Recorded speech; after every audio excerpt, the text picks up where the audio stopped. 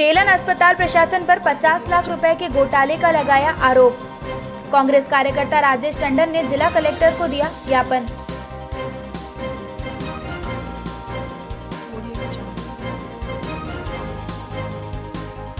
MB mobile city आपके लिए लाया है भरोसेमंद मोबाइल रिपेयर सर्विस और शानदार मोबाइल एक्सेसरीज की नई रेंज।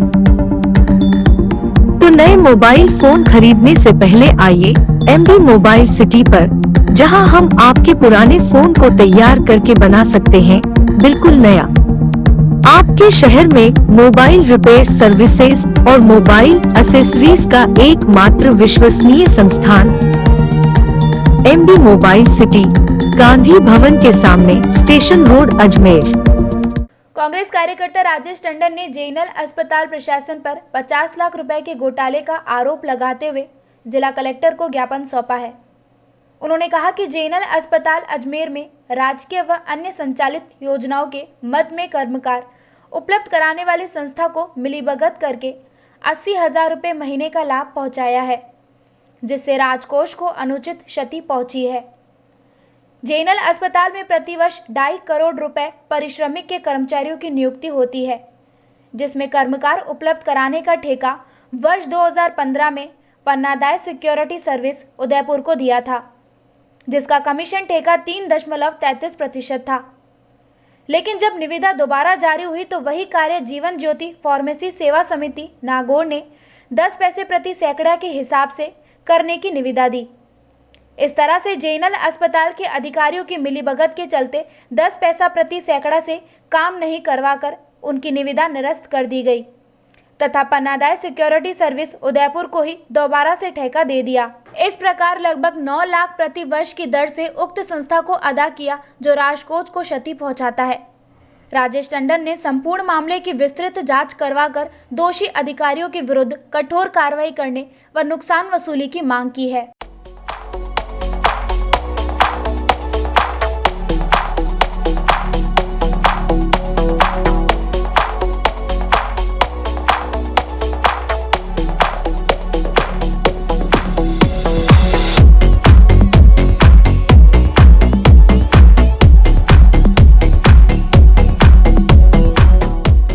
देखिए 2015 से 2017 तक ये जो श्रमिकों की आपूर्ति के लिए जेएलएन अस्पताल में ये जो रिप्लेसमेंट वाले होते हैं कर्मकारों की नियुक्ति का एक इन्होंने एक प्रक्रिया अपनाई, और उसमें पन्नाधाय फर्म थी उदयपुर की, जो कि श्रमिक और सफाई कर्मचारी और सिक्योरिटी गार्ड और रक्तदान, वो रक्त वाले जो लैब में होते थे, वो सब प्रोवाइड करती थी।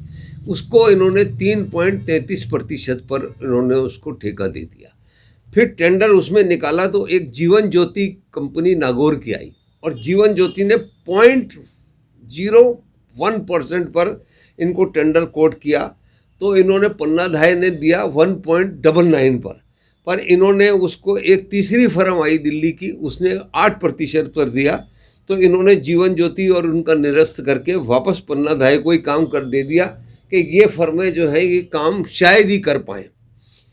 फिर वापस इन्होंने टेंडर किया, उसके विज्ञापन की कॉस्ट जो है, एक ही टेंडर के विज्ञापन की कॉस्ट 2.5 लाख रुपए होती है। उसी टेंडर को इन्होंने निरस्त किया, वापस पन्नाधाय को दे दिया, और उस पर ऐतराज़ क्या किया कि पन्नाधाय जो दूसरी फर्म थी उन्होंने 100 रुपये का स्टाम्प की जगह 50 रुपये का स्टाम्प लगाया, जबकि उस फर्म ने 50 रुपये का रेवेन्यू टिकट लगाया। नोटरी ने भी उस बात का हवाला दिया कि इसने 50 रुपये का रेवेन्यू टिकट लगाया हुआ है। फिर वापस ही टेंडर हुआ, विज्ञापन के पैसे लगे, वही मामला जो है कि इन्होंने कहा कि हाई कोर्ट में पेंडिंग है। हाई कोर्ट में जेएलएन का कोई मामला पेंडिंग नहीं था, हाई कोर्ट में जेएलएन पार्टी नहीं था। फिर इन्होंने उसको मिलीभगत करके निरस्त कर दिया और वापस पन्नाधाय को ही दे दिया। फिर ये टेंडर हुआ, उसमें एक ही फर्म ने अप्लाई किया था और किसी फर्म ने अप्लाई नहीं हुआ। ये इन्होंने कैंसिल करके फिर मार्गदर्शन के लिए ऊपर भेज दिया। फिर वापस पन्नाधाय को टेंडर 2018 तक के लिए दे दिए, जीवन ज्योति का निरस्त कर दिया।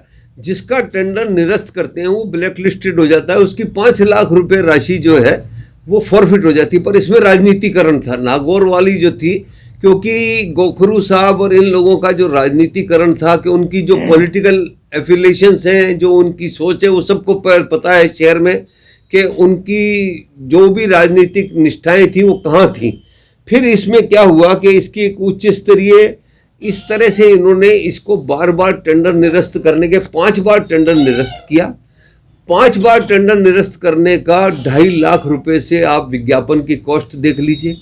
फिर इसके बाद आप इसका अंदाज़ा लगा लीजिए कि 5-5 लाख रुपए जो है निरस्तीकरण के पैसे वापस दिए और 9 लाख रुपए 9,60,000 रुपये महीने उसको मिलता रहा।